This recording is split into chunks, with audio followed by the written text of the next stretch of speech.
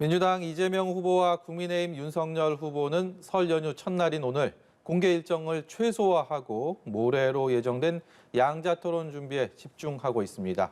대선의 분수령이 될 설 연휴 민심이 어디로 향할지 이목이 집중되는데요. 오늘 두 분과 함께 정치권 소식 짚어보도록 하겠습니다. 곽창환 장한대 교수, 이기재 동국대 겸임교수와 함께하겠습니다. 어서 오세요. 네, 안녕하세요. 먼저 TV토론 얘기를 시작을 해야 될 것 같습니다. 이틀 뒤 말도 많고 탈도 많은 끝에 먼저 두 후보만, 윤석열 후보 그리고 이재명 후보 두 후보만의 양자 토론이 벌어집니다. 가처분 신청이 인용이 됐기 때문에 방송사의 생중계는 없고요. 양자 토론 과연 얼마나 어떤 식으로 전개될지, 누가 또 기선을 잡게 될지 관심이 가는데요. 먼저 좀 전망을 듣고 싶습니다. 네, 일단 양자 토론이 이제 개최되는 과정에서 논란이 굉장히 많았습니다. 우여곡절이라고 표현하셨는데 정말로 일주일 동안 고성이 오가고 이런 우여곡절 끝에 합의가 됐습니다. 예. 그런데 결과적으로 공중파 방송은 이제 중계가 불가능하게 해지게 됐죠. 그래서 지금 협상 과정에 있기 때문에 이게 어떤 식으로 국민들에게 전달될지가 중요할 것 같습니다. 일단 공중파는 어렵지만 예를 들어 종편이라든지 또는 유튜브 이걸 통해서 될 가능성은 현재로서는 높아 보입니다. 종편을 통해서 만약에 중계가 된다 그러면 상당히 시청률이 높을 것으로 예상이 됩니다. 이유는 우리가 과거에 TV 토론도 시청률이 좀 높았지만 첫 토론이고 예. 그리고 무엇보다도 우여곡절을 겪었기 때문에 국민들이 아니 도대체 사자는 왜 안 하고 양강을 하겠다 그러는 건지, 그러면은 양강에서 뭔가 정말 준비된 이야기들이 잘 나와야 되는 거 아니겠습니까? 이런 것들이 국민들에게 호기심을 불러일으킬 만한 그런 스토리텔링식의 어떤 이야기를 갖게 됐다. 그런 측면에서 만약에 공중파는 아니지만 방송을 통해서 중계가 된다 그러면 파급력은 꽤 있을 수밖에 없겠다. 이렇게 보고 그동안에 이제 지금 여론조사에서 윤석열 후보가 이제 상승세에 있고 또 이재명 후보 같은 경우에는 좀 주춤한 그런 상황인데, 양쪽 다 이것을 갖다가 계기로 해서 한쪽은 지지율 격차를 유지하려고 그럴 것이고 한쪽은 그걸 뒤집으려고 할 거 아닙니까? 자, 이렇게 된다 그러면은 토론의 이제 주제나 내용에 대해서 오늘 치열한 아마 협상 과정이 있을 것 같아요. 들리는 얘기로는 국민의힘 쪽에서는 주제 구애받지 말고 하자. 사실 이 얘기는 포인트를 좀 두겠다는 얘기거든요. 네. 공격의 주된 포인트가 이재명 후보에 대한 검증, 소위 각종 논란들에 대한 대장동을 포함해서 여기에 대한 공세를 검사 출신인 윤석열 후보가 날카롭게 할 가능성이 높을 것 같고요. 거기에 포인트가 좀 있을 것 같습니다. 예. 반대로 이재명 후보 같은 경우에는 정치와 경제 이런 식으로 좀 주제를 정해가지고 하자, 네. 이렇게 얘기가 나오고 있어요. 이 얘기는 정책의 어떤 완결성 또는 현실성, 그리고 구체적인 어떤 시뮬레이션, 그것이 미치는 여파, 이런 것들에 대해서 도지사 경험이라든지 이런 걸 가지고 정책 쪽에 포인트를 두고 좀 토론을 이끌어 가겠다. 이런 쪽으로 방향을 잡고 있기 때문에 글쎄 토론의 범위라든지 이거에 따라 효과가 달라질 수 있겠지만 어쨌든 서로가 내세우는 무기는 뚜렷하다. 윤석열 후보는 어떻게 보면 검증, 그다음에 이재명 후보는 정책, 이걸로 토론에 자신의 어떤 상대의 우위를 갖다가 좀 강조하는 그런 토론으로 진행될 가능성이 높다고 봅니다. 어찌됐든 간에 두 후보 모두 이번 TV 토론을 통해서, 그것도 첫 번째 TV 토론을 통해서 기선을 잡아보겠다. 그리고 앞으로의 대선 레이스에서 우위를 점하겠다라는 마음이 간절해 보이는데, 문제는 이 토론이 또 얼마나 후보를 선택하는데 유권자들의 마음을 흔들 수 있느냐, 이 부분 아니겠습니까? 그간의 여론조사를 보면 토론 결과에 대해서 상관없이 또 지지하는 후보 지지하겠다라는 여론들도 많이 있었는데 얼마나 변수가 될 거라고 보십니까?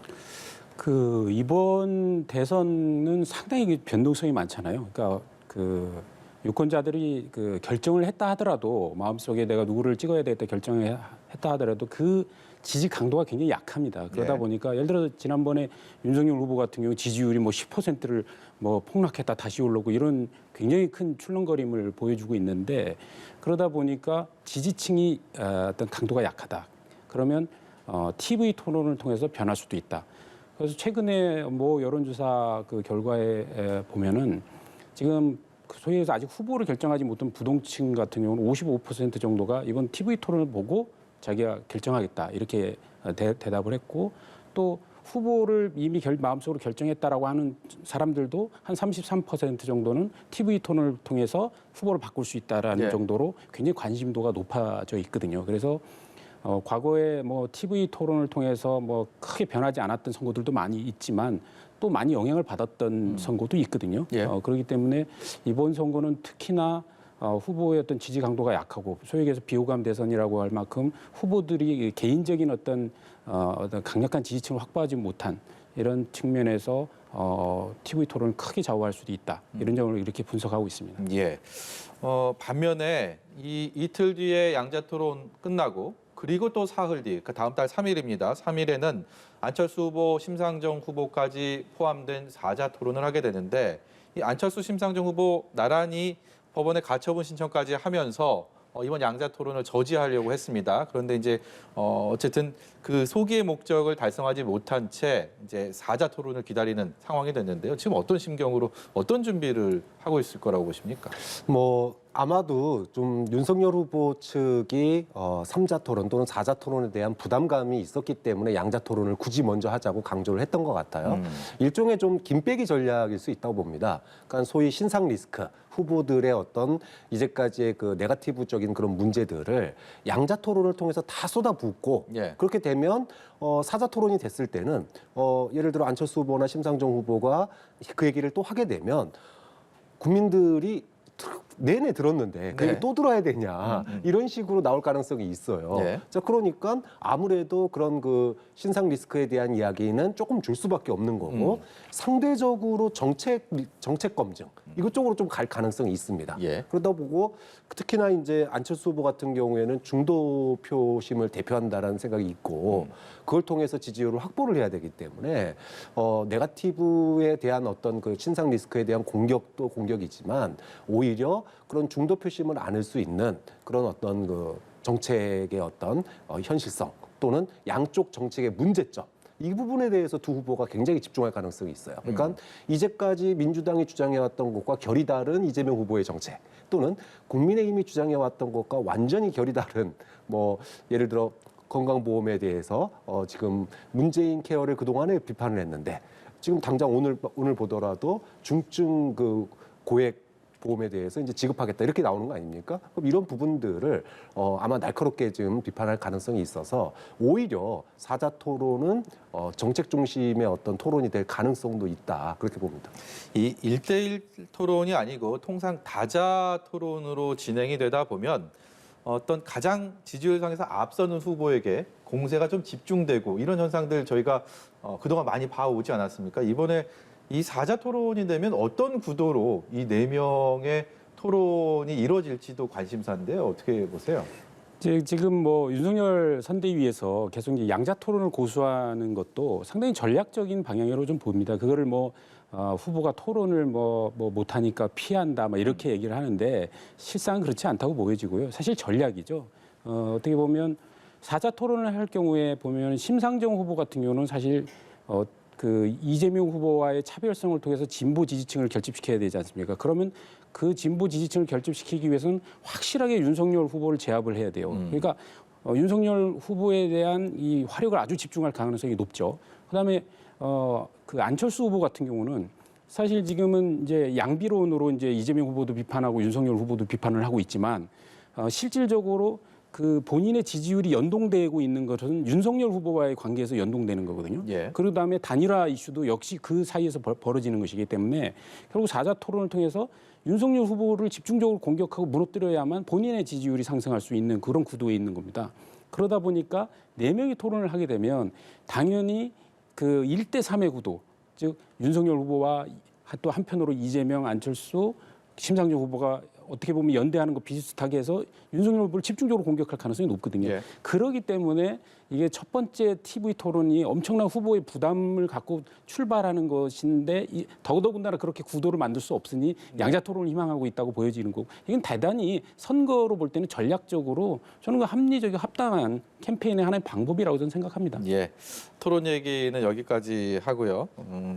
이제 여론의 흐름이 설 연휴를 지나면서 어떤 변곡점을, 어떤 분기점을 맞게 될지 각 후보들마다 정말 기대감도 크고 여러 전략들을 그동안 세워왔는데요. 어제 나온 여론조사 결과입니다. 한국 갤럽의 조사인데요.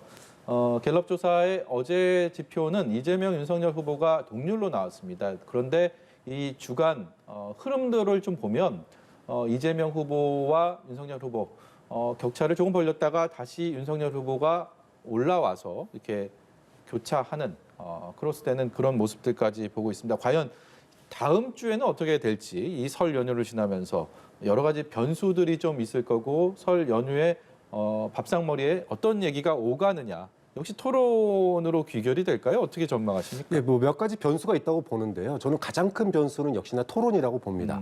토론이 중계가 된다 그러면 뭐 방송사 주관은 아니지만 중계가 된다 그러면 그걸 본 시청자들이 국민 유권자들이 이야기를 자연스럽게 나눌 수밖에 없습니다. 그러니까 토론에 대한 평가가 있을 수 있는 거고요. 두 번째는 역대급으로 비호감 대선입니다. 그런데 거기서 나는 어떤 후보가 좋다라고 그 소위 가족 내에서 정치 얘기 꺼내는 게 쉽지가 않거든요. 예. 그런데 어떤 후보가 좋다는 얘기는 하기 어려워도 나는 어떤 후보 싫다라고 얘기하는 건 굉장히 쉽습니다. 왜냐하면 국민 대다수가 비호감을 가진 후보가 분명히 있기 때문에. 네. 자, 그랬을 때 그 비호감이 그렇기 때문에 뭐 설 밥상에서 오르는 그 후보들의 싫어함 이런 이야기들이 사실은 뭐 중도층이나 표를 아직 못 정한 사람들의 마음을 바꾸기는 쉽지는 않죠. 네. 그런데 TV 토론에서 나온 이야기가 우리의 삶과 연관된 이야기. 예를 들면 당장 돈 얘기가 가장 뭐 많이 되지 않습니까? 명절 때 보면 아파트값 얼마 올랐네, 얼마 떨어졌네, 또 주식이 얼마 올랐네, 떨어졌네, 또 가상자산이 얼마 올랐네, 떨어졌네. 자, 이런 걸 얘기할 때 이것과 연관된 그 정책들이 나왔는데 그것이 만약에 양자 토론에서 어떤 후보가 좀 확연하게 이야기거리가 될 만한 그런 내 손에 잡히는 나의 돈과 직결되는 그런 이야기가 나온다 그러면은 이 부분은 중도층에 영향을 미칠 수 있는 부분도 될 수 있겠다. 좀 그런 측면에서 본다면 비호감 대선에도 불구하고 생활 밀착형 또는 본인들 가족 모두가 공유하는 어떤 재산 문제 또는 건강 문제, 뭐 방역 문제, 이런 경제 문제 이런 것과 관련돼서 상당히 뭐랄까요 표현이 잘 된 또는 국민의 마음에 좀 사로잡을 수 있는 그런 이슈를 내놓는다 그러면 상당히 설 밥상에서 굉장히 큰 화두가 될 수도 있겠다 생각이 듭니다. 예. 오늘 나온 정치 관련 뉴스 중에서 많이 관심을 모았던 뉴스가 있어서요. 그 얘기 좀 해보겠습니다. 홍준표 의원 얘기인데요. 홍준표 의원이 얼마 전에 윤석열 후보와 만났을 때 뭐 처음엔 분위기는 좋았다라고 했는데 결과적으로는 보궐선거 인사추천 뭐 이 문제가 불거지면서 권영세 선대본부장이랑도 뭐 이렇게 안 좋은 갈등 구도가 생겼고 그래서 끝까지 함께 가지 못할 것이다라는 관측들이 많았는데요. 선대위 상임고문 선대본부 상임고문을 수락을 했습니다. 윤석열 후보 입장에서는 일종의 활용점정을 만들게 된 건지 아니면 또 다른 리스크가 될 수도 있는지 그 견해가 굉장히 궁금합니다. 예, 홍준표 전 대표의 이제 캐릭터로 볼 때는 사실은 좀 더 지켜봐야 될 것 같습니다. 왜냐하면 워낙 이제 개성이 강하신 분이기 때문에 그렇대 어쨌든 그 원팀을 구성했다는 점에서 그 윤석열 선대위에서는 그나마도 좀 다행스럽다 이런 점이 있습니다. 특히 이제 지난번에 19일이었죠. 19일 날 어쨌든 2시간 정도 이야기를 나누면서 결국 이제 합류를 이제 선언을 하셨는데 사실 그때 합류를 선언할 때 내용은 굉장히 좀 좋았다고 생각해요. 네. 우선은 국정 운영을 좀 담보할 수 있는 어떤 능력을 좀 보여달라는 문제하고 그다음에 처갓집 비리에 대해서는 더 엄단할 것을 이제 요구했던 거 아닙니까? 그런 지점이 사실 그 정권 교체를 바라면서도 동시에 윤석열 후보를 걱정하는 사람들이 이제 주로 하는 얘기였기 때문에 의사 전달은 정확히 전 됐다고 보는. 보는데 근데 문제는 그 이후에 이면에 이제 공천 요구라는 것들이 있었기 때문에 거의 구태로 이제 낙인 찍혀서 그 사실 그때의 어떤 선대위의 어떤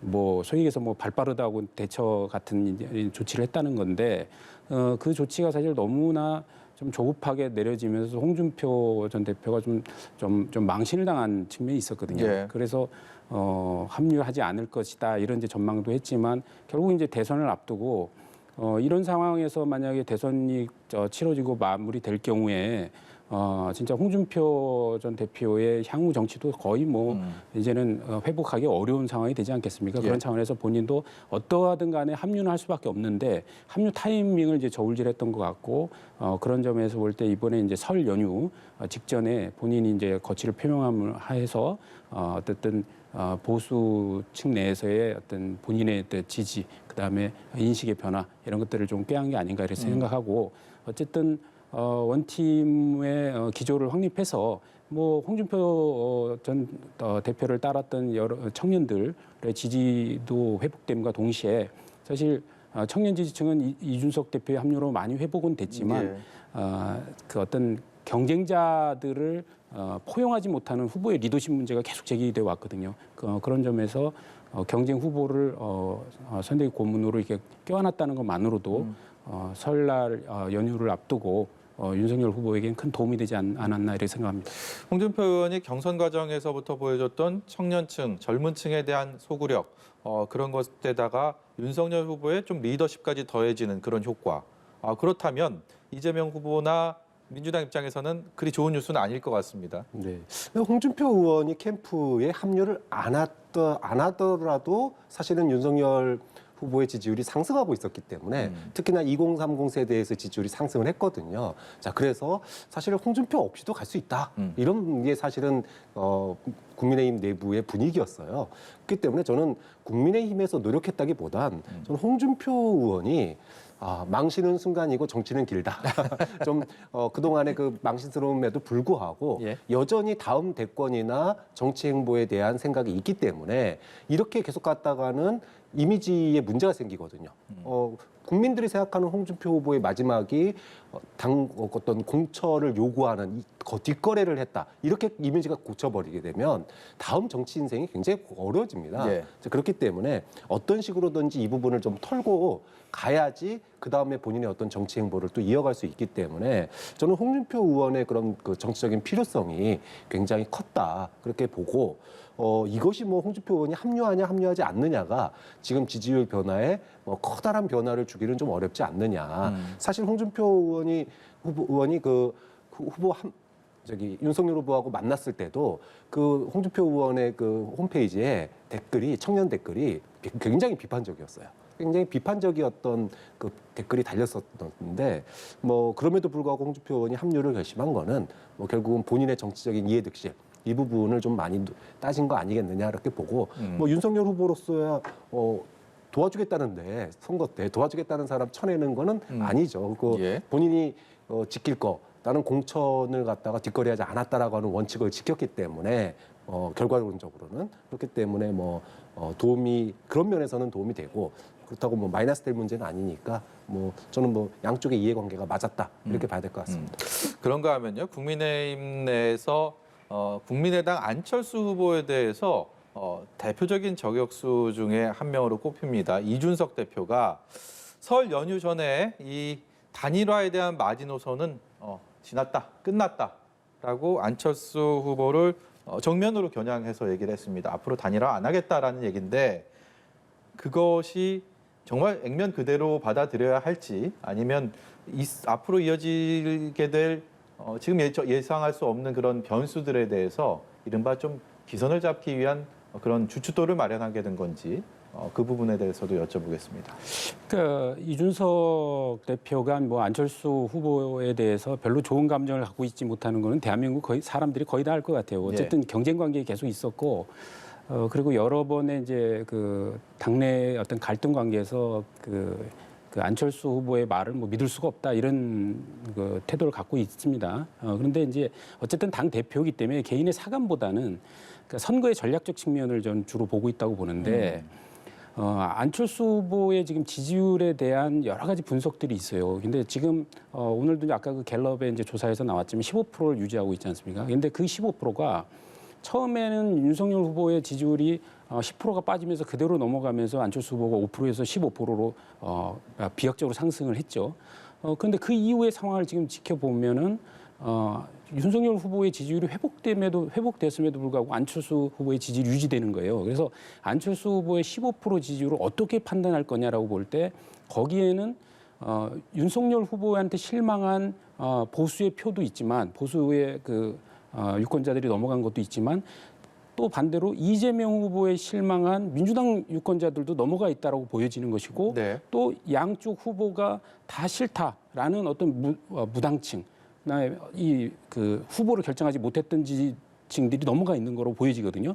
그랬을 때 안철수 후보와의 단일화가 반드시 윤석열 후보에게 유리한 것이냐 이런 문제에 대해서 이제 검토를 해야 되는데 현재로 봐서는 지금 어제 나온 여론조사 결과만을 놓고 보면은 안철수 후보와 단일화를 하더라도 안철수 후보의 지지율이 전부 윤석열 후보에게 오는 게 아니라 한 30% 정도 미만만 온다. 이런 경우에 있어서 오히려 지금 안철수 후보가 끝까지 유지하는 게 국민의힘 입장에서는 유리하다. 이렇게 지금 분석도 많이 나오고 있거든요. 그렇기 때문에 아마도 당분간 이준석 대표가 그 단일화에 대한 어떤 무용론 이것은 지속적으로 좀 제기하면서 오히려 보수의 결집 그리고 안철수 후보의 어떤 그로의 지지율의 이동을 차단하는 역할을 계속 할 것 같다 이렇게 분석합니다. 이 선거 비용이 모두 보전되는 15% 그리고 3강으로서 자리매김을 하게 될 20%뭐 이렇게 많이들 얘기합니다. 지금 안철수 후보의 지지율이 그 언저리에 있는 것 같은 느낌이 드는데 설 연휴를 지나고 나서 안철수 후보 측 국민의당 쪽에서는 20%에 안착하는 것을 목표로 삼고 있다고 여러 차례 얘기를 하고 있습니다. 어떻게 전망하십니까? 지금 사실 지난 갤럽 조사, 이번 갤럽 조사 말고 지난번에 가장 높았던 게 19%까지 올라간 적이 있었어요. 근데 이제 그 이후 사실 그때도 갤럽만 19%였지 다른 여론조사에서는 뭐 10%, 12% 또는 9%도 있었습니다. 이렇게 놓고 본다면 윤석열 후보가 하락했을 때 안철수 후보의 상승세가 또렷했지만 윤석열 후보의 상승세가 이어지면서 안철수 후보가 꺾이는 그런 여론조사들이 거의 대부분 다 꺾였거든요. 예. 이렇게 놓고 본다면 과연 15%를 유지할 수 있을 것인가가 저는 관건이라고 봐요. 그 이상 올라가는 거는 글쎄요, 2월 3일 날 있을 4자 토론에서 안철수 후보가 엄청난 토론에서 굉장히 경쟁력 있는 모습을 보여줬다. 호평을 받았다. 그러면은 조금 더 올라갈 수 있겠지만 그런 변수가 없다면은 사실 15% 지켜내는 것도 사실 쉽지 않은 상황이다라고 봅니다. 근데 이제 이런 상황에서 지금 이준석 대표가 단일화에 대해서 거리를 둔 거는 너무나 당연한 전략이라고 봐요. 일단 이재명 후보의 어떤 그 확장성을 오히려 안철수 후보가 막고 있는 상황. 처음에 단일화가 안 되면은 국민의힘이 힘들 거다라고 얘기를 했는데 거꾸로 단일화를 안 하는 게 더 이재명 후보의 확장성의 그 소위 중간에다가 댐을 하나 딱 막아놓은 듯한 그런 효과를 주고 있기 때문에 오히려 지금 국민의힘으로서는 이런 구도가 나쁘지 않다라고 판단하는 게 있는 것 같고요. 또 하나는 단일화 얘기 더 이상 꺼내지 마라. 이제 단일화에 우리 관심 없으니까 오로지 국민의힘 쪽 지지층들 다 윤석열 후보로 모여주세요. 예. 일단 기선 싸움의 측면도 저는 분명히 있다고 보거든요. 지금 추세로 본다면 단일화는 어렵다고 봅니다. 예. 또 한 가지 국민의힘이요. 쇄신안의 하나로 대구, 중구, 남구에 대한 이번 보궐선거 무공천을 선언을 했죠. 그랬는데 그러자 김재원 최고위원이 원래 여기 출마를 하려고 하고 있다가 이제 무공천하겠다고 하니까 탈당해서 무소속으로 출마를 하고 당선이 되면 돌아가겠다 이런 입장을 밝혔습니다. 여기에 대해서 권영세 본부장 탈당하면 복당 없다 이렇게 또 선을 그었습니다. 좀 파장이 내부적으로 좀 있는 것 같아요. 어떻게 보십니까? 우선 그 김재원 최고위원 아닙니까? 그러니까 당의 지도부인데 이번에 이제 제가 볼 때는 출마는 좀 당 입장에서는 받아들이기 굉장히 어려운 측면이 있다는 점을 좀 말씀드릴 수 있을 것 같아요. 왜냐하면 어쨌든 무공천을 결정하게 된 거는 지금 민주당에서 뭐 책임져야 될 곳을 세 군데를 이제 무공천하면서 네. 그러면 대구도 그리고 곽상도 의원이 대정동과 관련한 문제가 있기 때문에 지금 생긴 지역구 아닙니까? 보궐선거잖아요. 그래서 그거에 대해서도 당에서 책임져야 된다는 생각 속에서 무공천을 하는 건데 네. 거기에다 대고 무소속으로 나가서 당선돼 돌아오라는 당의 명령을 뭐 받아들이겠다 이런 식으로 말을 해버렸기 때문에 그러면 결국은 그 일반 국민들 입장에서는 이거 뭐 꼼수 쓰는 거 아니냐 무소속 나가서 당선되고 다시 들어오면 복당 받아줄 거 아니야 이런 생각을 당연히 할 수밖에 없고 이거에 따라서 이제 권영세 총괄본부장이 그런 경우에는 절대로 이제 그 복당을 받지 않겠다라고 했지만 그걸 믿는 국민이 어디 있겠습니까? 예. 그보다 훨씬 더 험하게 당을 뛰쳐나갔던 사람들도 다 복당을 수용하는데 뭐 당에서 무공천을 해서 무소속으로 나가서 당선된 사람을 안 받을 근거는 없을 거거든요. 저는 그래서 권영세 본부장이 이렇게 말을 했다 하더라도 이게 국민들을 이해시키기는 어렵기 때문에 저는 김재현 최고위원이 당의 지도부라면 정말 지도부의 이론답게 이런 상황에서는 출마를 하지 않는 것이 오히려 정권 교체를 바라는 그다음에 이번에 대선에 집중해야 하는 당의 어떤 힘을 모으는 길이다 이런 생각을 하고요. 물론 이제 개인적으로 뭐 본인이 정치적 출마하는 거야 뭐 누가 막을 수는 없습니다. 무소속으로 나가는 것조차도. 하지만 어쨌든 이번에 그 무공천 결정 자체가 지도부의 결정이고 그에 따라서 책임 있게 그 정치를 끌고 가야 되는 지도부의 일원으로서 선당 후사 과거에 항상 이야기하듯이 소화를 버리고 대의를 추구하라고 했던 수많은 본인들의 말들이 있지 않습니까? 이런 차원에서 국회의원직에 그렇게 연연하는 것보다는 정권 교체에 좀 집중하는 것이 맞다 이런 말씀드립니다. 네.